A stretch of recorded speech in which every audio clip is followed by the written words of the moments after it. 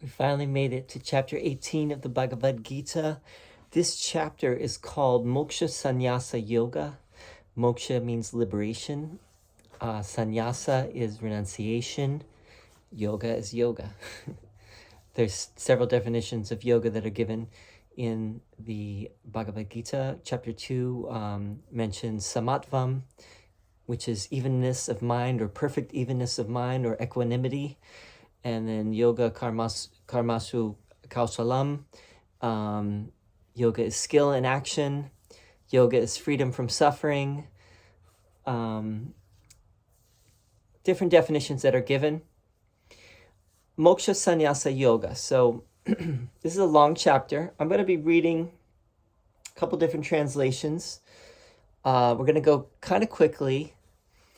And I've been listening. I just want to mention I've been listening to Edwin Bryant talking about the Gita, and he's one of the top scholars. He's also a Bhakta, and he's got an interesting perspective. And I was thinking I would do a whole video talking about he's coming out with a new book that is all about God with form, and I'm looking forward to seeing that book when it comes out. And I might mention a few things that he talks about in this video.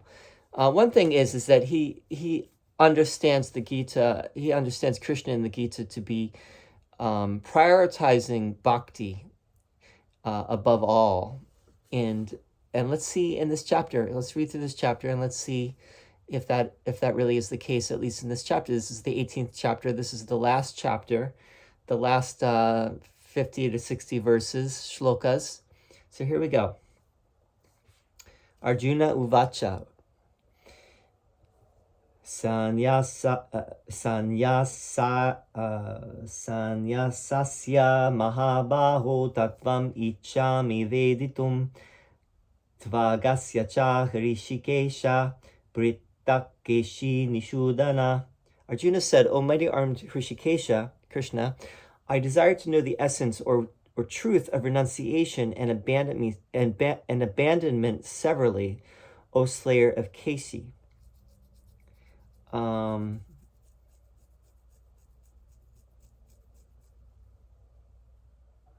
understand, okay. So I desire to understand the truth of renunciation.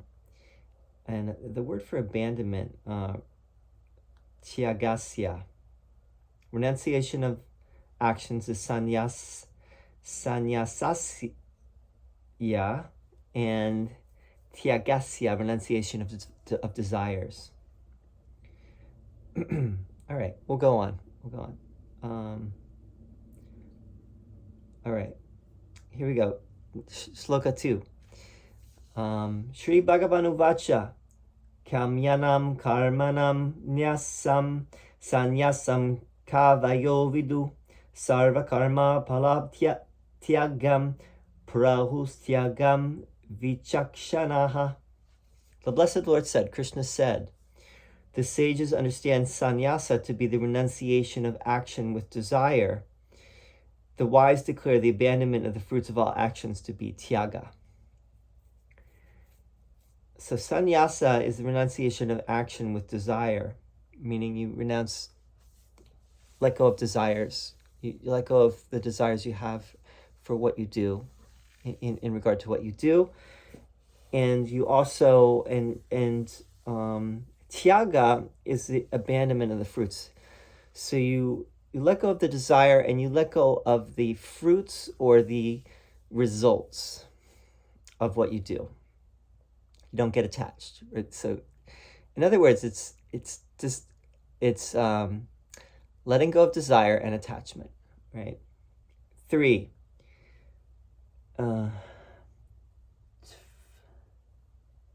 tvajyam dosha varityeke karma pravur manishina agyadana tapa karma natvajyam iti chapare. Some philosophers declare that actions should be abandoned as evil, while others declare that acts of sacrifice, gift, and austerity should not be relinquished. Okay, moving on. 4.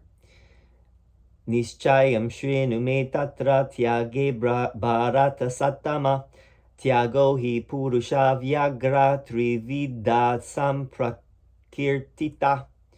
O best of the Bharata dynasty, meaning Arjuna, O tiger amongst men, please listen to my conclusion concerning the three kinds of renunciation. Three kinds of renunciation. Here we go. Yagya dana tapa karma natyagyam karyam eva tat yagno danam tapaschaiva pavanani manishinam. Acts of sacrifice, gift, and austerity should not be abandoned, but should be performed. For sacrifice, gift, and austerity are the purifiers of the wise.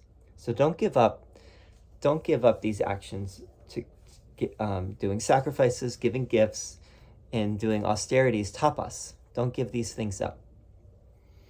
These are purifiers. 6.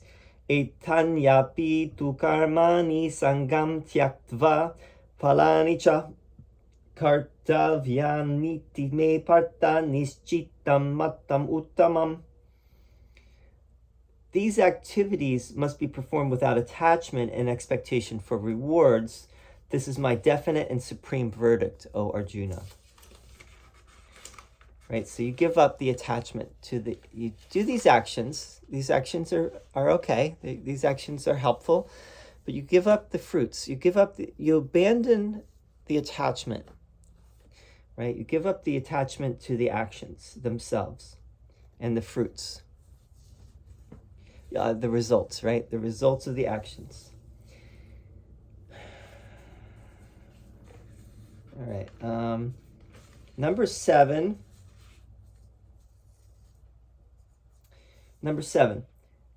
Niyatasya tu sanyasa karmano no papadyate mohatasya parityagas tamasa parikirtita. Prescribed duties should never be renounced. Such deluded renunciation is said to be the mode of ignorance.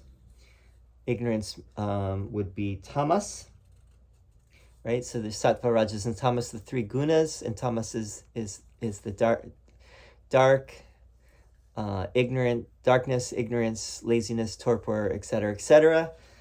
Don't give up actions that are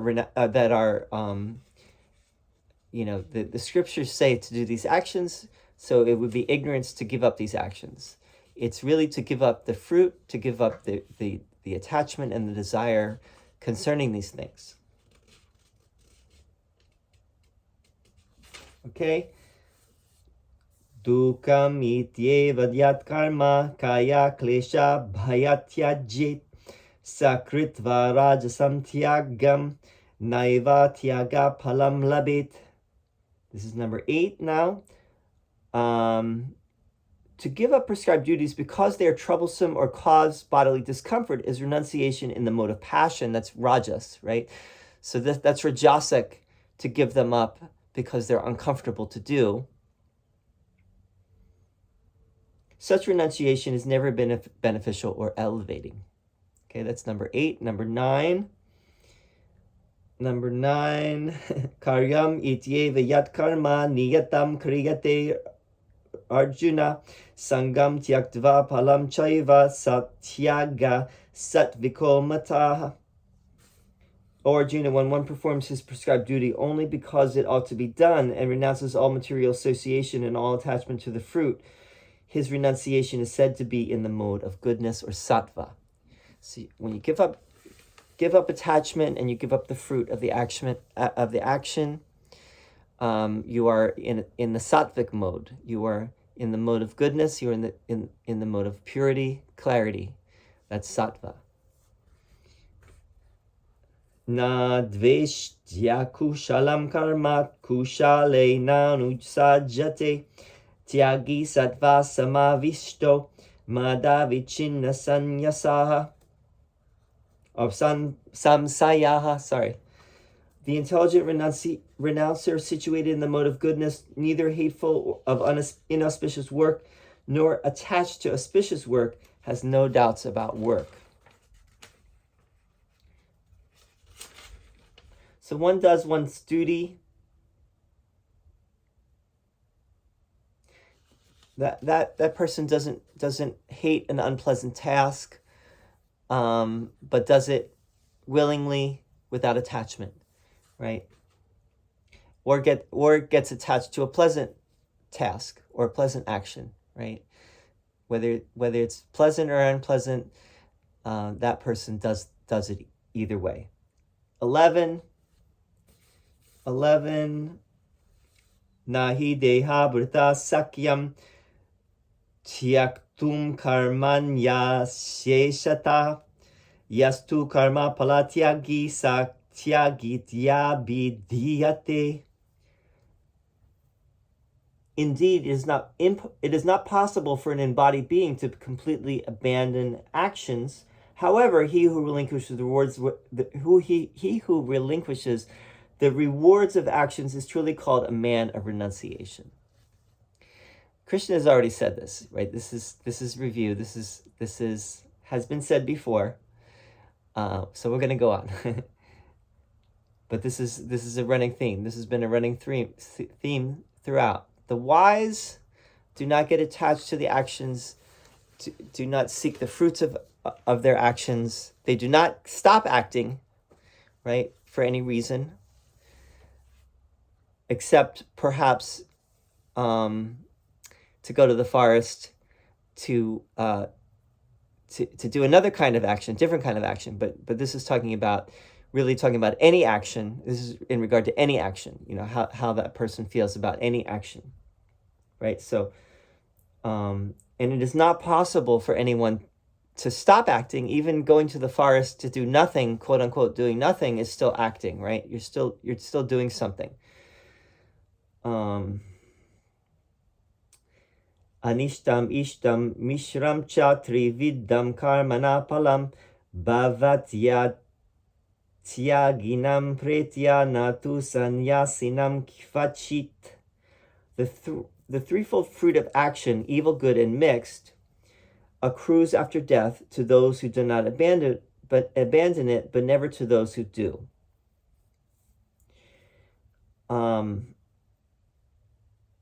So in other words, if you get to that place of being actionless in action, you let go of the fruit, you let go of the attachment, you let go of the desire. This is another way of saying that you don't have karma in regard to that. But if you don't let go of the desire and the attachment, you will have karma, and you will have to deal with that karma later. 13. Panchaitani mahabaho karanani nibodame sankye kritante prokani siddhaye sarva karmanam. O Arjuna, now learn from me about the 5 factors that have been mentioned for the accomplishment of all actions in the doctrine of Sankhya, which explains how to stop the reactions of karmas. Okay, so now he's going to talk about Sankhya, which is the theoretical aspect of yoga, at least in this text. All right, so he's going to give a little secret from Sankhya, from the Sankhya tradition. He doesn't say secret, actually.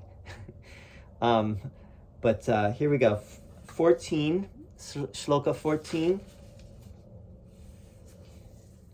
Adishtanam tata karta karanam cha pritagvidam vividascha pritakchishta daivam chaivatra pachamam. The place of action, the body, the performer, the various senses, the many different kinds of endeavor, and ultimately the super soul. These are the 5 factors of action. Let's see what the other translation says, because it might be better. The body, the doer, the various senses, the different functions of various kinds, and the presiding deity. Oh, this translation is not very good. Okay, let's go with the one. I have the Srila Prabhupada Hare Krishna one, and I have another one. I don't know who did the translation of this other one, but it's not it doesn't seem to be too good. This one has all right, let's just do 15. Sharira van manobiryat karma prarabhate nara nyayam va viparitam va panchaita tasya hetava. Whatever right or wrong action a man performs by body, mind, or speech is caused by these 5 factors. So these 5 factors, which are, again, the place of action, the body, the performer, the various senses, the many different kinds of endeavor, and ultimately the super soul, are what are these 5 factors that are the causes of the actions. Okay, 16. Tatraivam satikartaram atmanam kevalam tuya pasyatya krita buddhitvan nasa pasyati kormati. Therefore, one who thinks himself the only doer, not considering the 5 factors, is certainly not very intelligent and cannot see things as they are.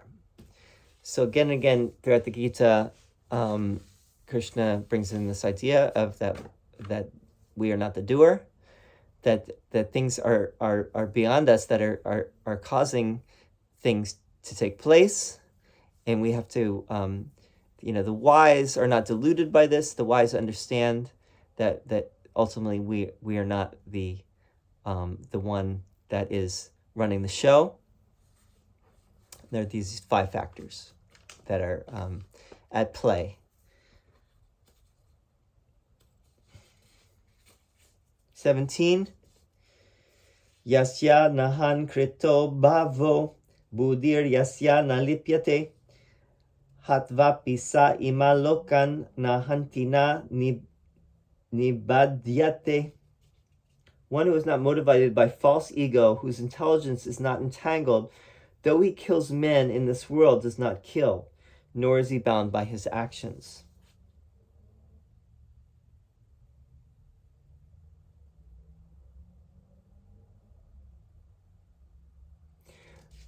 So this is a reference. He's talking to Arjuna, obviously, and Arjuna's about to fight this battle, and he's telling Arjuna, if you understand that you're not the doer, then even if you kill someone, you understand that on a deeper level, you are not ultimately responsible. I think that's the meaning here, is that you recognize that you are not the true doer here, that this is being done through you. You are an instrument, in other words. And don't get attached to being the doer. And if you get attached to being the doer, then you do, you will reap, you will have karma to deal with if you are deluded in that regard. But if you're not deluded, then you will not have the karma to deal with. 18. Gyanam gneyam parignyata trividya karma kodana karanam karma karteti trividya karma sangraha. Knowledge, the object of knowledge, and the knower are the 3 factors that motivate action. The senses, the work, and the doer are the 3 constituents of action. Let's see what the other one says, number 18. Knowledge, the knowable, and the knower form the threefold impulse for action. The organ, the action, and the agent form the threefold basis of action. Okay. We'll go on. We'll hopefully this will say more about that. 19. Gyanam karma chakarta cha tridaiva guna bedata prochate guna sankyane yatavachrinu tanyapi. According to the 3 different modes of material nature, there are 3 kinds of knowledge, action, and performer of action. Now hear of them from me. Okay, so according to the 3 gunas, there are 3 types of action. there's three kinds of knowledge, action, and performer of actions. And now Krishna is going to lay this out. 20, Sarva Bhuteshu Ye Nekam Bhavam Avyayam Ikshate Avibhaktam Vibhakteshu Tajjnanam Vidhi Sattvikam. That knowledge by which one undivided spiritual nature is seen in all living entities, though they are divided into innumerable forms, you should understand to be in the mode of goodness. So the mode of sattva, that by which one sees the indestructible reality in all beings, not separate in any of them, know that knowledge to be sattvic.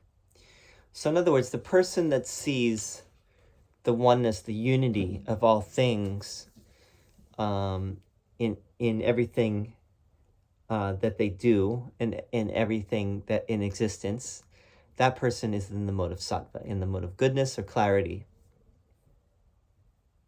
purity. Okay? Here we go, 21. Assuming Rajas is going to be next. Pritaktvena tuyajgyanam nana bhavan pritak vidhan. Veti sarveshu bhuteshu tajgyanam vidhi rajasam. That knowledge by which one sees that in every different body there is a different type of living entity, you should understand to be in the mode of passion.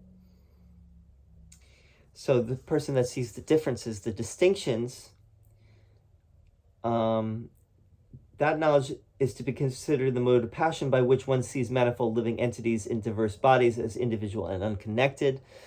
So you see the differences, you don't see the unity. That is rajas. You see the the separation, in other words. 22. Yatu kritsna yad vad ekasmin karye saktam ahaitukam atatvarta vad alpam cha tatamasam udharitam. And that knowledge by which one is attached to one kind of work as the all in all without knowledge of the truth, and which is very meager, is said to be in the mode of darkness. That knowledge is said to be in the mode of ignorance or darkness. This is tamas, where one is engrossed in a fragmental concept as if it encompasses the whole, and which is neither grounded in reason nor based on the truth. So this is even further in ignorance. This is not just seeing separation, not just seeing division, but seeing a tiny part as the whole and being in a place of unreason, irrationality, and really not seeing the truth at all. Okay, that would be tamas. 23, here we go. Niyatam sangarahitam araga dveshata kritam apala prepsuna karma yatat sattvikam uchyate. That action which is regulated and which is performed without attachment, without love or hatred, and without desire for fruitive results is said to be in the mode of goodness or sattva.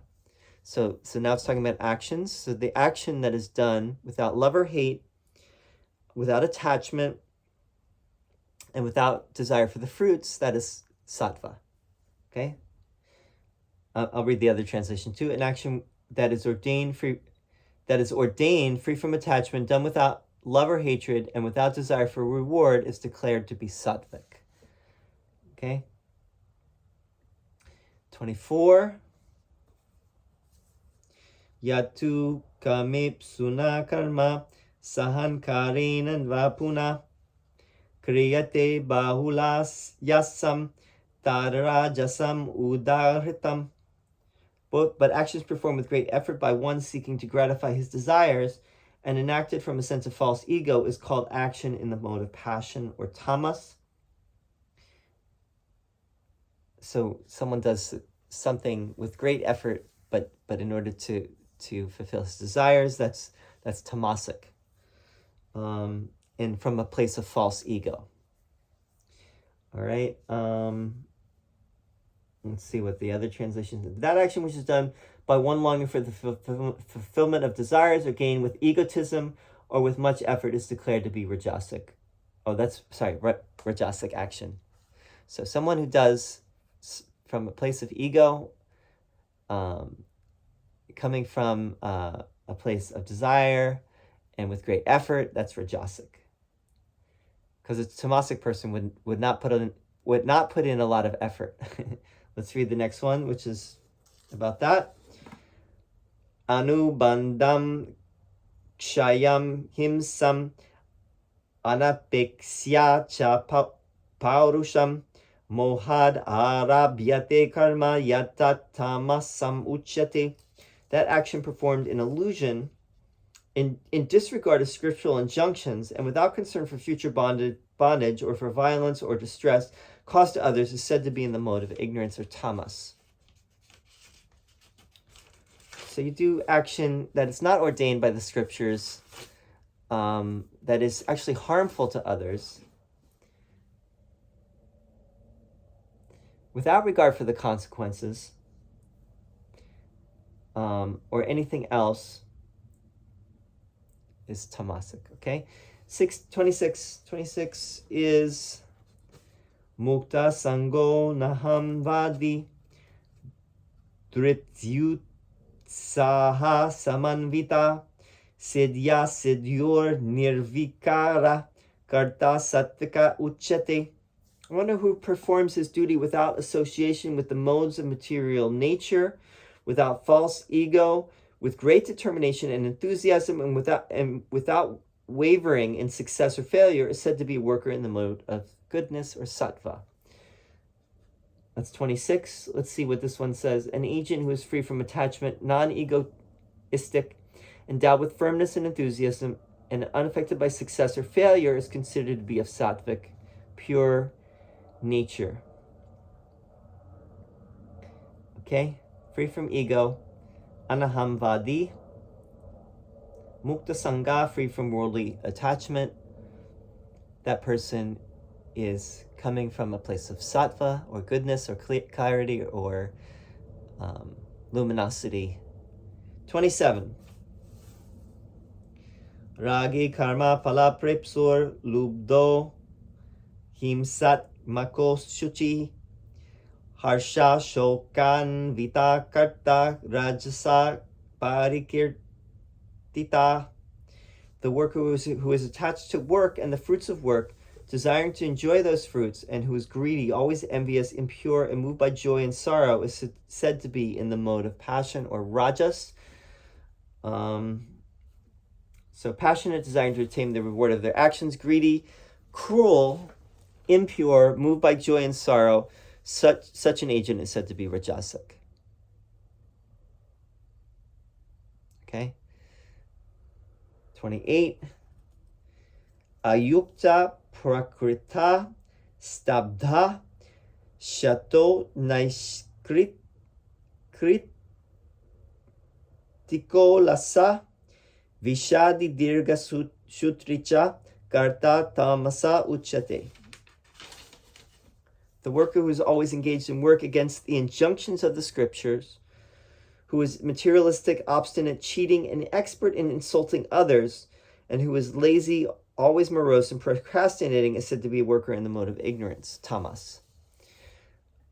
Let's read the other translation real quick too.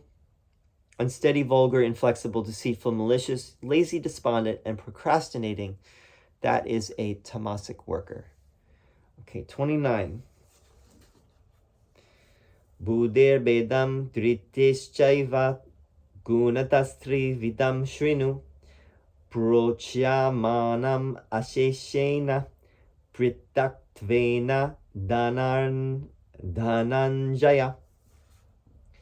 O winner of wealth, Arjuna, now please listen as I tell you in detail of the different kinds of understanding and determination according to the three modes of material nature. So now he's going to talk about understanding and determination according to the gunas, Krishna. 30.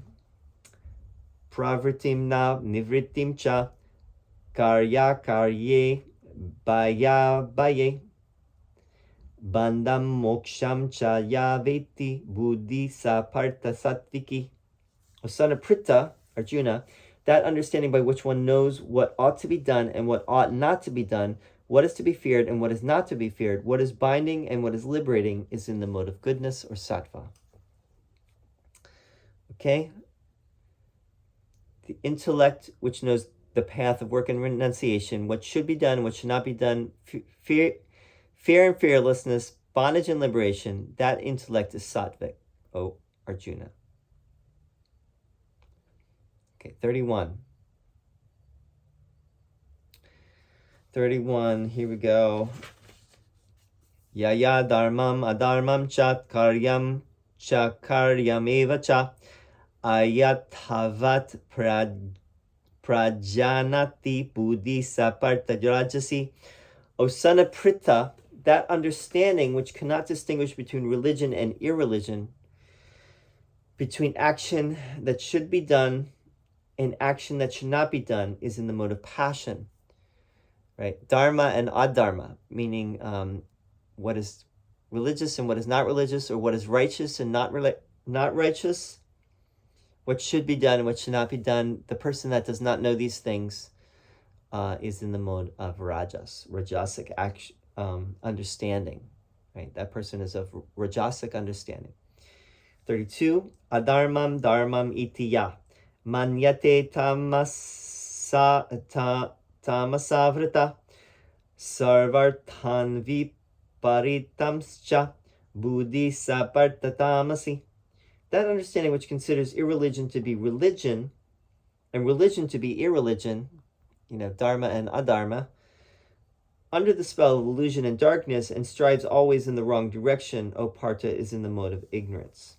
So tamasic understanding is that which considers adharma to be dharma and dharma to be adharma. So completely confused person. They don't know what's going on. That intellect which is shrouded in darkness, imagine irreligion to be religion and perceiving untruth to be truth, is in the nature of ignorance, or tamas. 33. Dritya yaya darayate mana pranendriya kriya yogena vyabhicharinya driti saparta sattviki. O son of Pritha, Arjuna, that determination which is unbreakable, which is sustained with steadfastness by yoga practice, and which thus controls the activities of the mind, life, and senses, is determination in the mode of goodness. They translate willpower instead of determination. The other translation is willpower. That the steadfast willpower that is developed through yoga and which sustains the activities of the mind, the life,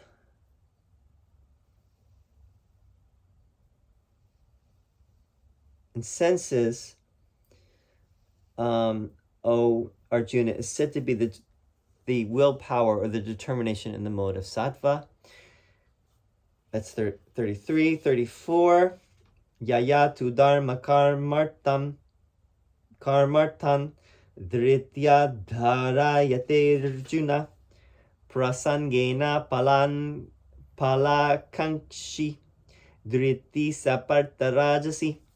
But that determination by which one holds fast to fruit of results in religion, economic development, and sense gratification is of the nature of passion, O Arjuna.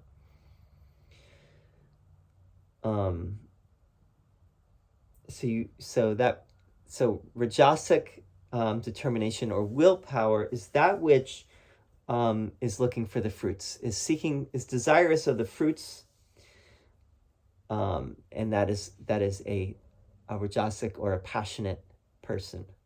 Passionate, not in the best sense. 35. Yayasvapnam bayam shokam vishadam madamevacha na vimunchati dormeda driti saparta tamasi. And that determination or that willpower which cannot go beyond dreaming, fearfulness, lamentation, moroseness, and illusion. Such an unintelligent determination, O son of Pritha, is in the mode of tamas, darkness. Okay, so let's read the other one just to get, because I don't know if that's the best translation right there. That unintelligent resolve is said to be determination in the mode of ignorance, in which one does not give up dreaming, fearing, grieving, despair, and conceit. So that person does not give up those things. They have a willpower that is very much hampered by those negative traits of mind. 36. Sukham tvidanim trividam shrinu me bharatar shabha abhyasaramate yatra dukantam cha nigachati. O best of the Bharatas, Arjuna, now please hear from me about the three kinds of happiness by which the conditioned soul enjoys, and by which he sometimes comes to the end of all distress. So now he's going to talk about the three kinds of happiness. A lot of threes here, right? Good things come in threes. Here we go. It's 37. Yatad agre visham iva pariname mritopamam tatsukam sat vikam proktam atma buddhi prasadajam. That which in the beginning may be just like poison, but at the end is just like nectar. This is a famous shloka here. And which awakens one to self-realization is said to be happiness in the mode of goodness. So at the beginning, it might be like poison, but in the end, it's like nectar.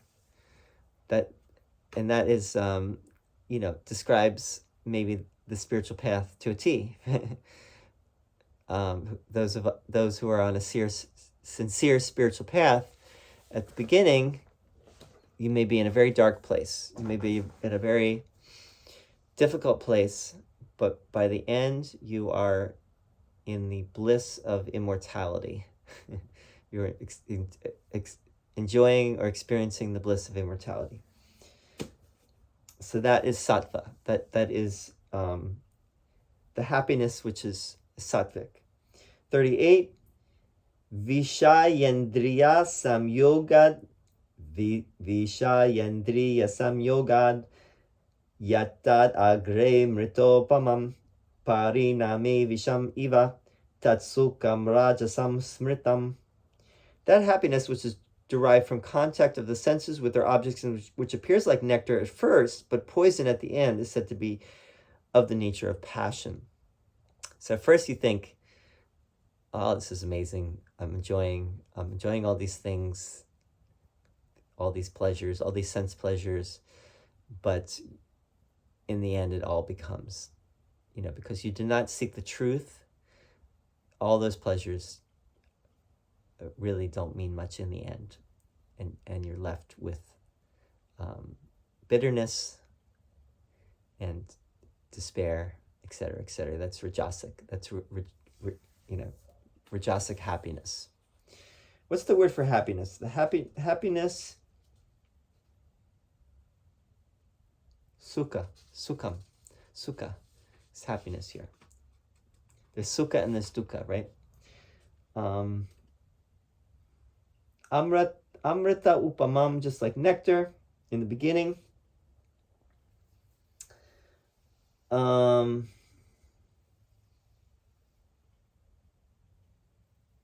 Visham iva is like poison. Visham iva.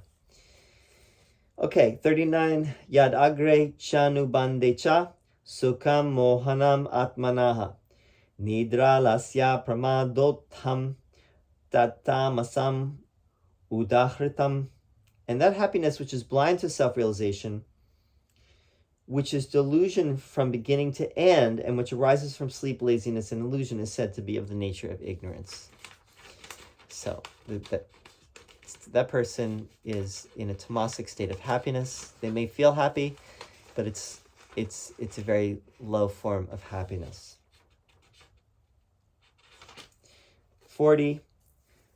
Natad asti pritivyam va divi diveshu va puna sattvam prakriti jer muktam yad e bi syat tribir gune. There is no being existing either here or among the demigods in the higher planetary systems which is freed from these three modes born of material nature.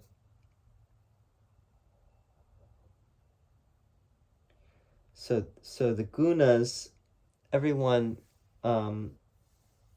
every being is subject to the gunas. Let's see what the other translation says, how it puts it. No living being on earth or the higher celestial abodes of this material realm is free from the influence of these three modes of nature, the gunas. Okay, so everyone is somehow influenced by the gunas. Brahmana, Kshatriya, Visham, Shudranam cha Parantapa, Karmani Pravibhaktani, Svabhava Prabhavir Gunai. Brahmanas, Kshatriyas, Vaishyas, and Shudras, the four castes, are distinguished by the qualities born of their own natures in accordance with the material modes, O chastiser of the enemy.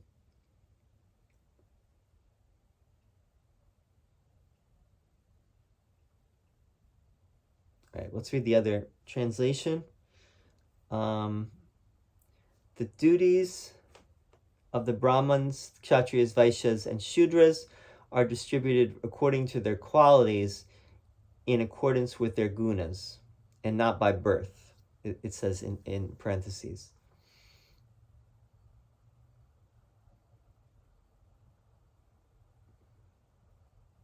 Okay. So each caste has its own dharma, has its own duties, and those duties are in according to their gunas, and they're not affected by their birth. So the birth does not set what those duties are, but rather their gunas. Let's see what it goes on to say, because maybe it'll clarify this even more. Shamo damas tapas shaucham kshantir arjavam evacha Gyanam Vijnanam Astikyam Brahma Karma Svabhavajam. Peacefulness, self-control, austerity, purity, tolerance, honesty, knowledge, wisdom, and religiousness, these are the natural qualities by which the Brahmanas work. So now it's going to talk about the qualities of each of the castes, which is very interesting. And now he's talking about dharma and the dharma of each caste and the qualities of each of the castes, the qualities of the Brahmanas, which are the priestly caste, Kshatriyas, which is the warrior caste, Vaishyas, which is the merchant caste, and the Shudras, which is the labor caste, the working caste, you might say. Peacefulness, self-control, austerity, purity, tolerance, honesty, knowledge, wisdom, and religiousness. These are all the qualities of the Brahmanas, of the Brahmins. 43. Sauryam tejo dhritir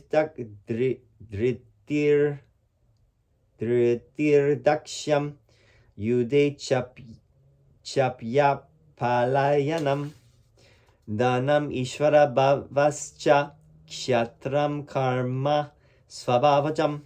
Heroism, power and determination, resourcefulness, courage in battle, generosity and leadership are the natural qualities of work for the Kshatriyas. So these are the qualities for the Kshatriyas, the warriors. Heroism, power, determination, resourcefulness, courage in battle, generosity. These are all the things you would think for the warrior caste. 44. Krishi Goraksha Vanijyam. Krishi Goraksha Vanijyam Vaishya Karma Svabhavajam Paricharyatmakam Karma Shudrasyapi Svabhavajam. Farming, cow protection, and business are the natural work for the Vaishyas, and for the Shudras there is labor and service to others. So it puts the last two castes in one shloka. They only get one shloka. We don't have to talk about that too much, really, I don't think. 45. Sveve karmanya birata samsiddhim labate nara svakarmanirata siddhim yata vindati tachrinu. By following his qualities of work, every man can become perfect. Now, please hear from me how this can be done. Now Krishna is saying something amazing here, which is saying it doesn't matter what caste you are, whatever caste you are, whatever work you have, you can become perfect in that work that you do. So you don't have to just be a Brahmin, right? And you don't even have to be a yogi per se. You can become perfect in whatever form of work you do. Yata pravrittir bhutanam yena sarvamidam tatam svakarmana tat abhyarcha siddhim vindati manava. By worship of the Lord, who is the source of all beings and who is self-pervading, a man can attain perfection through performing his own work.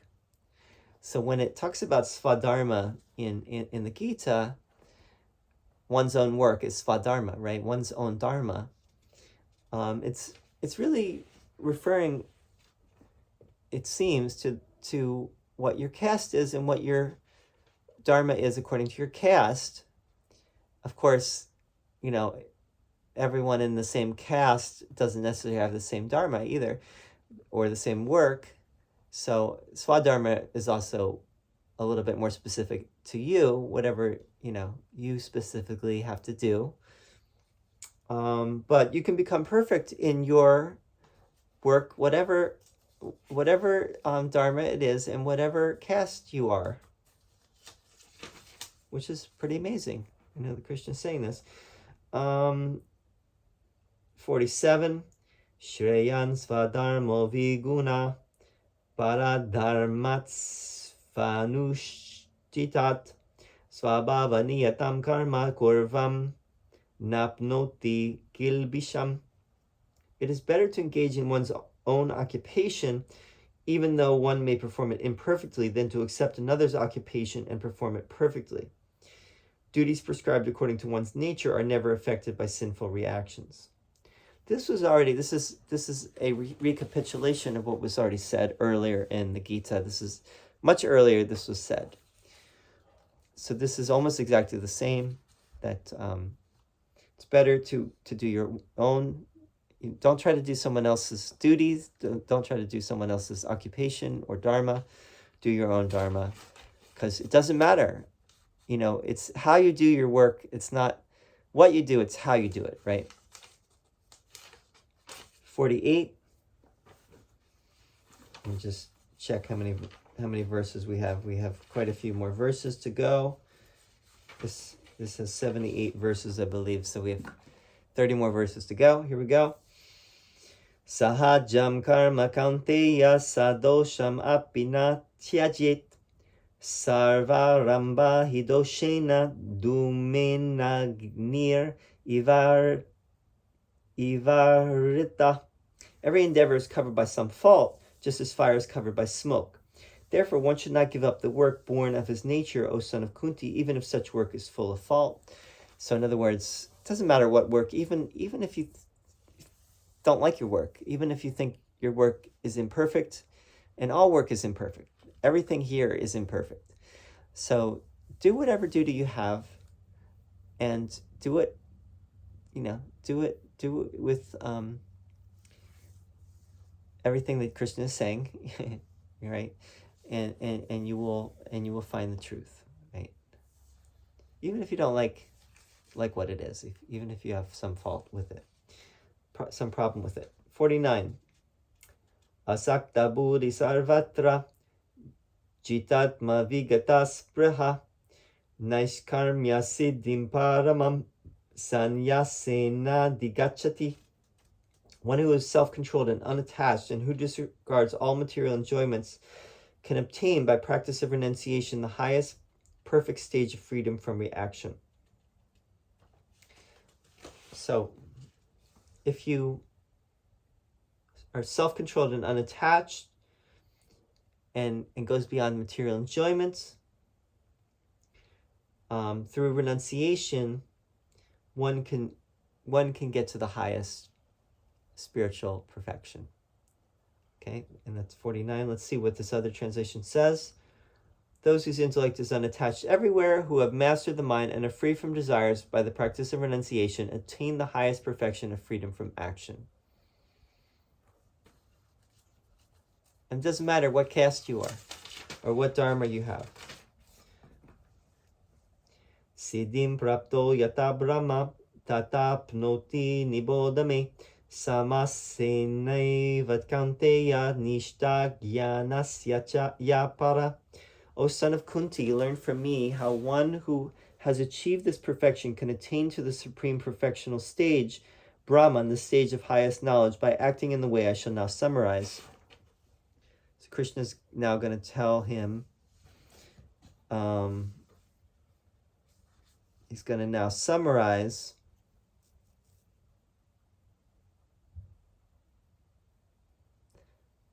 how someone can attain Brahman. Okay? And now 51, 52, and 53 are all together. So let's just read all three of these together.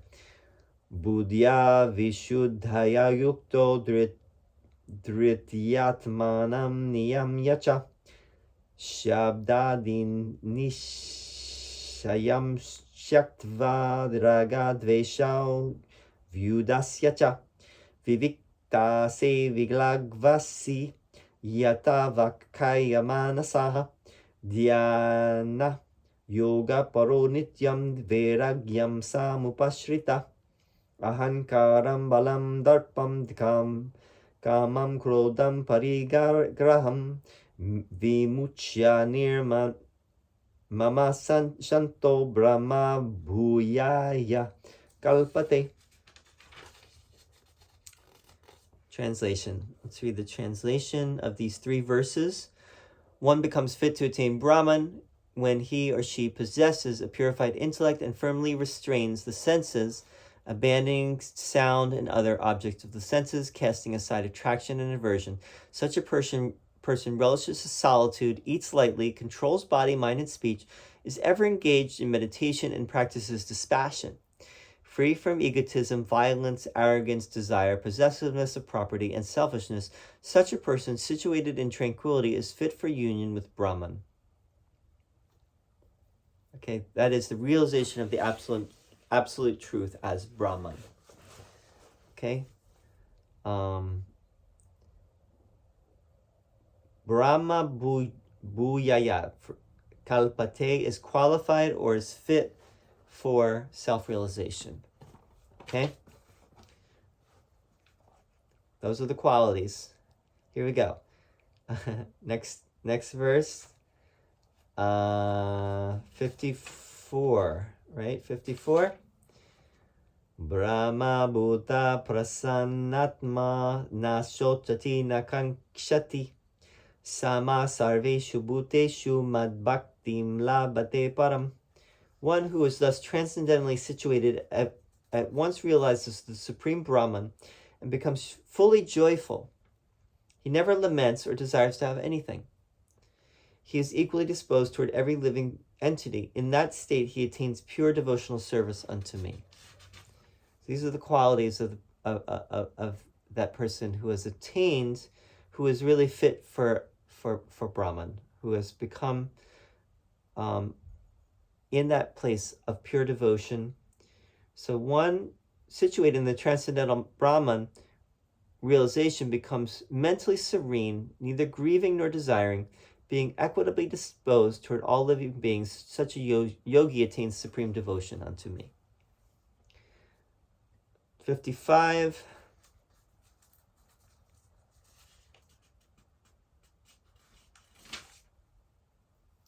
Bhaktya mam abhijanati yavan yaschasmi tatvata tato mam tatvato gyatva vishate tad anantaram.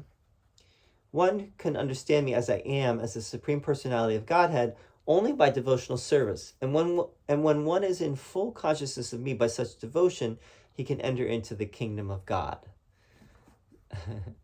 Now, I doubt it says kingdom of God here. that is very Christian. Let's see what it says. Only by loving devotion to me does one come to know who I am in truth. Then, having come to know me, my devotee enters into full consciousness of me.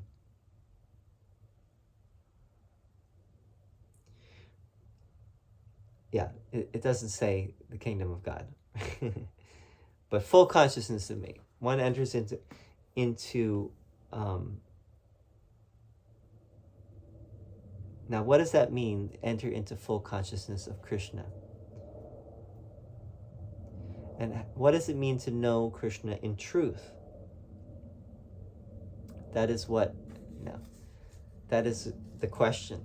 That is the great question here. 56. Sarva karman yapi sada kurvanumad vyapashraya mat prasadad avapnoti shashvatam padam avyayam. Shashvatam padam avyayam. Though engaged in all kinds of activities, my pure devotee under my protection reaches the eternal imperishable abode by my grace. Okay, so even engaged in activities, even engaged in actions, that devotee can get to the supreme goal. Even in the world, in other words, even in the midst of the world, that devotee can get to the supreme goal of life. Let's see what the other translation says. My devotees, though performing all kinds of actions, take full refuge in me. By my grace, they attain the eternal and imperishable abode. By my mercy, mat prasadat, my grace, maybe my mercy. Next one, 57. Cetasa sarva karmani mayi sanyasya matpara buddhi yogam upashritya machita sattatam bhava. In all activities, just depend upon me and work always under my protection. In such devotional service, be fully conscious of me. Dedicate your every activity to me, making me your supreme goal. Taking shelter of the yoga of the intellect. What is the yoga of the intellect? Buddhi yogam, right? Buddhi yoga. Keep your consciousness absorbed in me always. Okay, dedicate your all activities to me. Make me your supreme goal. Take shelter in the yoga of the intellect, which basically means think of me always, right? Make me your goal. In all activities, think of me. Offer everything to me, essentially. 58. Machitta sarva durgani mat prasadat tarishyasi atachetvam ahankaram nashroshyasi vinakshyasi. If you become conscious of me, you will pass over all the obstacles of conditioned life by my grace. If, however, you do not work in such consciousness, but act through false ego, not hearing me, you will be lost. Okay. That's 58. Let's see. You will perish is the other translation. Let's see, what does it say? Vinankshasi. You will perish. If you always remember me, by my grace you should overcome all obstacles and difficulties, but if due to pride you do not listen to my advice, you will perish. It's similar to what Jesus was saying, right, in the Gospels. If you believe in me, you will have eternal life. If you don't, you will burn and you will be destroyed. 59. Yadahan karam ashritya na yotsya iti manyase mityesha vyavasayaste prakritistvam niyokshati. If you do not act according to my direction and do not fight, now he's talking to Arjuna, but he's really talking to everyone, but he's talking to Arjuna here. If you do not act according to my direction and do not fight, then you will be falsely directed. By your nature, you will have to be engaged in warfare. So he's saying, by your dharma, that's your dharma is to engage in warfare, and you have to listen to what I'm telling you here. So let's see the translation here. It says, if motivated by pride, you think I shall not fight, which is what Arjuna said at the beginning in chapter 2. Your decision will be in vain. Your own nature will compel you to fight. So don't be stupid. Don't go against your own nature. Under illusion, you're not okay. 60 now. Svabhava jena kaunteya nibadha svena karmana kartum nechasi yan mohat karisyasya vasod pitat. Under illusion, you are now declining to act according to my direction, but compelled by the work born of your own nature, you will act all the same, O son of Kunti. You must act according to your because according to your nature, you must act. So you will act. So don't be silly. I said don't be stupid, but don't be silly. O Arjuna, that action which out of delusion you do not wish to do, you will be driven to do it by your own inclination, born of your own material nature. So due to prakriti and the gunas, you will have to do what you don't want to do right now. So do it. 61. And here's how you do it. He's telling him how to do it. Even though you're driven by your material nature and by your caste, but you can still act in a certain way, and if you act in that way, you will attain liberation. 61. Ishvara sarva bhutanam hrideshe arjuna tishtati brahmayan sarva bhutani yantra rudani mayaya.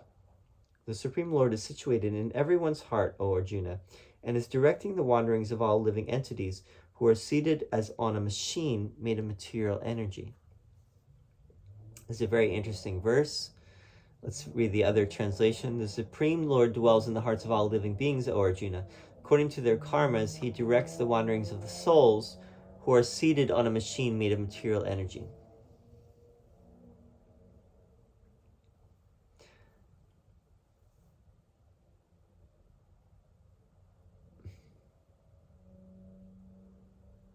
So the souls are really under the direction of Krishna.